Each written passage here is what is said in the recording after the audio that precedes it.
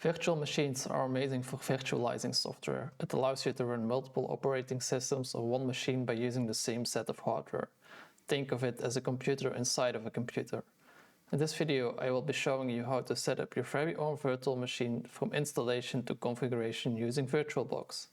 We really like using VirtualBox since it's a solid program and best of all, it's free and open source. All useful links and timestamps can be found in the video description down below.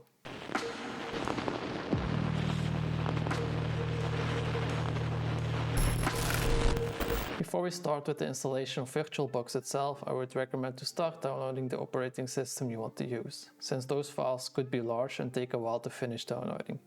For this tutorial, I'm going to download Ubuntu Server. So let's do that by going to the download page of Ubuntu Server and download the version I need. I'm going here for the manual server installation and click download. Now that the Ubuntu is being downloaded, let's also download our hypervisor called VirtualBox. Let's Google for VirtualBox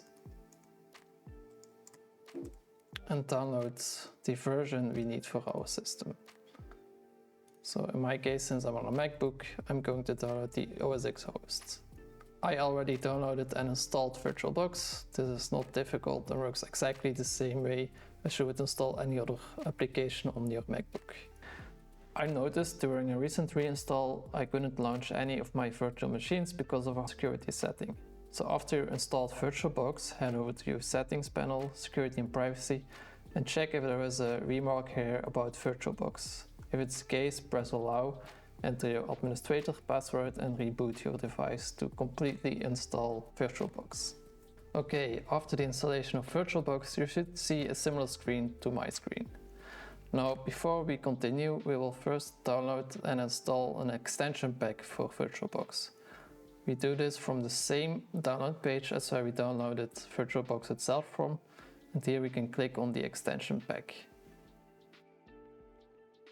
Once it's downloaded, we simply double click on it, press install, scroll down to the bottom and agree the license, enter your passwords,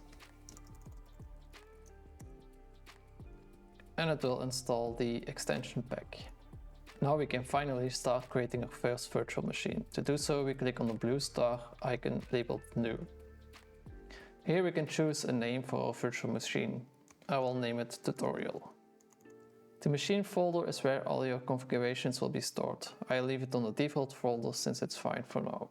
For the type, I will be leaving this on Linux since I will be installing Ubuntu.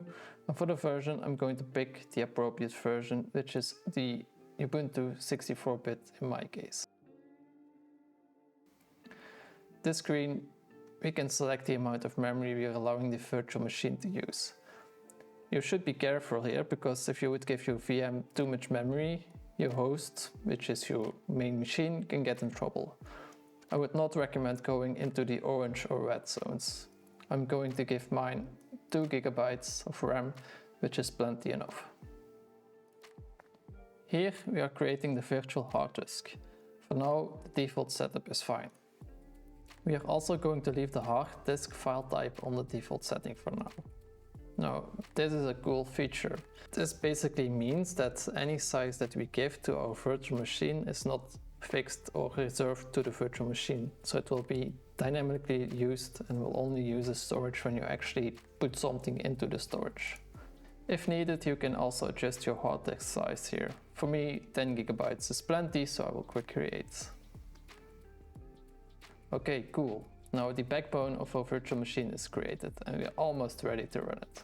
If you found this video useful so far, please consider liking this video and subscribe to the channel. Alright, let's change a few more settings before we launch the virtual machine. You can do this by clicking on the cogwheel with settings. The first thing I'm going to change is the amount of allocated CPU cores. This can be found under System and then Processor. By default, only one CPU core is assigned, which is not very good for performance. I'll be allocating 2 CPU cores for my virtual machine. Okay, next up I will be selecting the startup disk. You can do it via the settings, or you can simply launch your virtual machine and select the startup disk there. I'm doing it via the settings to show you this as well. When you launch this screen the first time, this screen will be empty. I will be re-adding again the ISO for Ubuntu here. Click on open. It will be loaded here and you can select choose. Let's now start our virtual machine. So click on OK and click the start button. You can close the pop-ups here. If you click the first time into your virtual machine, you will see a pop-up like this.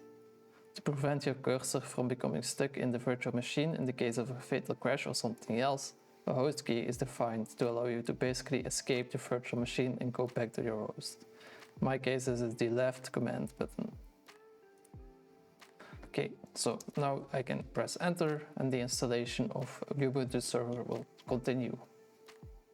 You can close any of the pop-ups.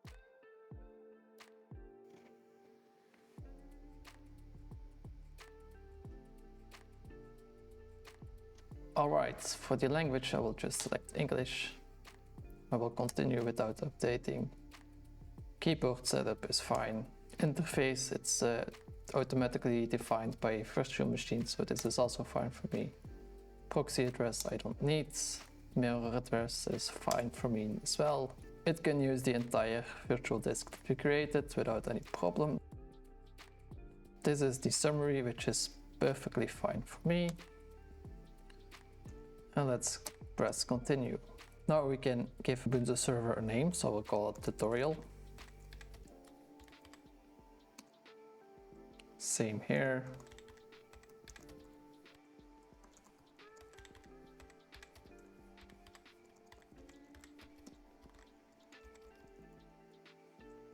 And press done. I don't really need OpenSSH. I'm not going to select any of the other packages.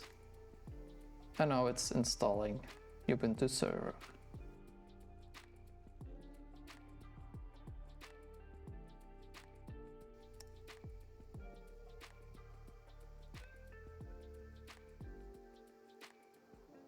So our installation is finished and I pressed the reboot button. Now it's saying me that it failed unmounting the CD-ROM and that it asks us to remove the installation medium. So let's do that. Let's right click on our machine and click power off. Now we go to settings, again to storage, and we see that the disk is already empty. Anyway, we can still remove it.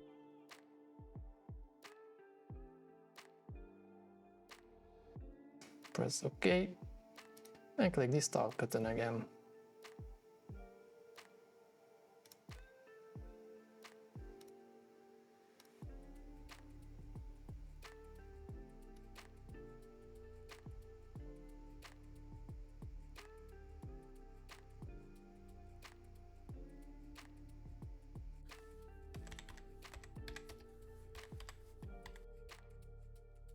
Log in with our username tutorial and password tutorial. Press enter, and that's basically how you do it. So now for some extra tips and tricks. If you right click on the virtual machine that is running, you have some cool options. For example, we can pause our virtual machine. If you do this, you will limit the resources which are being used, but your machine can still be continued. So let's pause it for now. You can see that it's grayed out.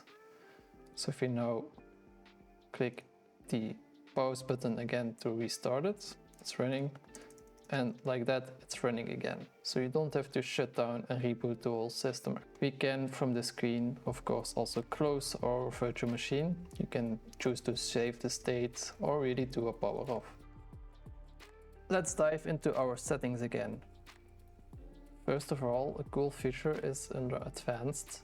Setting the shared clipboard to bidirectional means that we can copy something from our host to our VM and back.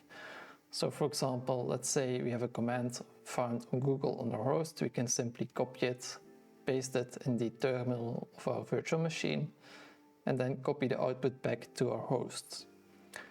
Drag and drop is a similar feature, but this is for dropping files from your desktop to another desktop which could be useful if you, for example, run a Microsoft virtual machine. You need some files here. By default, our VM will only be discoverable on the host that we are running the virtual machine on. Not going to dive into too much details here, but you could change this to bridge adapter, which allows you to expose the virtual machine to the rest of your network. You can do a lot of complex setups here. Next up is the shared folders tab. Here you can create a folder on your host machine that is shared with your virtual machine. This is very easy if you don't want to be bothered with copying over the file every time to your virtual machine when you need it. Congratulations, if you reached this far, you probably succeeded in creating your very own virtual machine. This is just the tip of the iceberg though, as there are many more cool things to do with virtualization. If you liked this video, please hit the like button below, as that's what it's there for. If you have some personal tips about virtualization, or if you still have some questions, please share your thoughts in the comment section below.